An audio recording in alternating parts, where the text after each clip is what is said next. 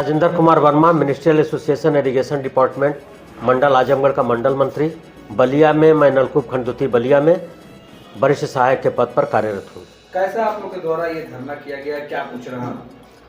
धरना जो सर ऐसा है कि पूर्व प्रस्तावित कार्यक्रम के अनुसार शुरू से ही जो है यहाँ जब हमारे प्रशासनिक अधिकारी के द्वारा जो है भ्रष्टाचार, माने कर्मचारियों का उत्पीड़न, उनके देयकों को जो है लंबित रखना, धन उगाही का केंद्र बनाना, ये सारी समस्याएं जो है उनके तरफ से उपराजित गई, जिसके क्रम में हमारा संगठन जो है जांच के लिए लिखा कि इनकी जांच करा करके इस जांच को माने दूध का दूध पानी का पानी अलग अलग किया जाए।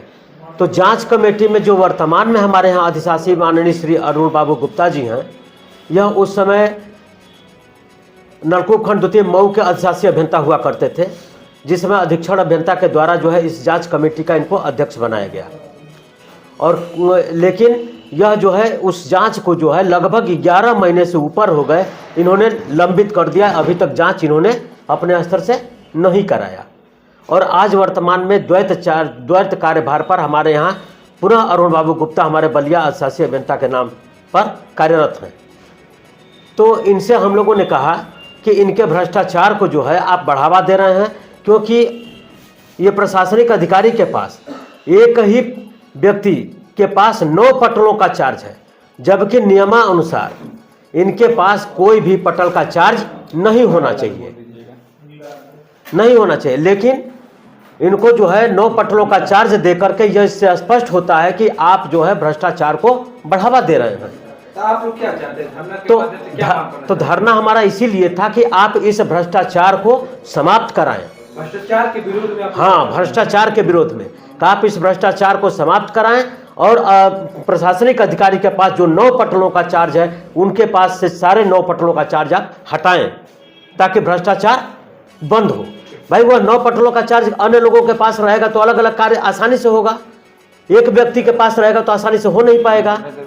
इसी क्रम में जो है जब हम लोग एक बार उनसे वार्ता करने गए, तो उसमें हमारे मोहम्मद कलामुद्दीन जो अल्पसंख्यक के तरफ से आते हैं, तो इनका औपचारिक आदेश कनिष्ठ सहायक से वरिष्ठ सहायक के पद पर जो है होना था, जो कि अधीक्षण अभियंता के द्वारा करना था।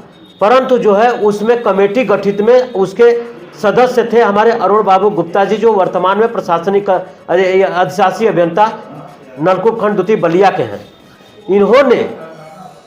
इन्होंने जबरदस्ती जो है कहा कि मैं इस मोहम्मद कलामुद्दीन का नहीं होने दूंगा, और जो है नियम विरुद्ध तरीके से इनके प्रकरण पर आपत्ति लगाया कि इनकी सत्यनिष्ठा खराब है। आप लोग क्या चाहते हैं? हम लोग चाहते हैं कि जो भी हमारी समस्याएं हैं, उन समस्याओं का आप नियमानुसार उसका जो है निराकरण करें।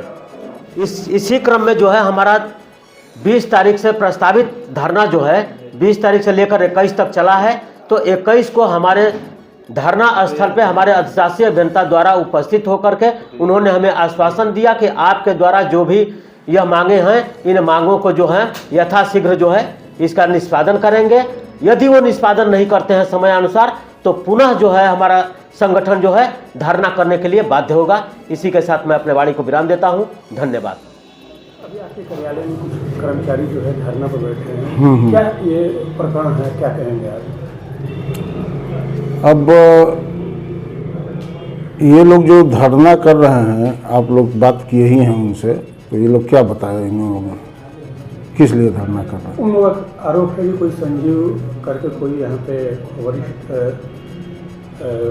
कर्मचारी है, और उनके ऊपर जांच भी आपके द्वारा पूर्व में बैठाई गई थी। नहीं, हमारे द्वारा नहीं बैठाई गई थी, ऊपर से बैठाई गई थी, हमको जांच अधिकारी बनाया गया था। हाँ, तो सब उस मामले में क्या हुआ, और इनके ऊपर कई तरह का भ्रष्टाचार का आरोप भी लगाए जा रहे हैं, क्या कहेंगे सर?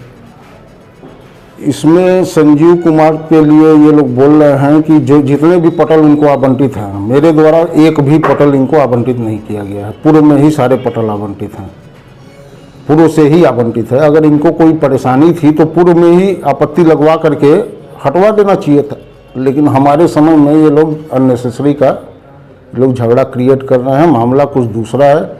एक्चुअल में ये लोग एक दिन हमारे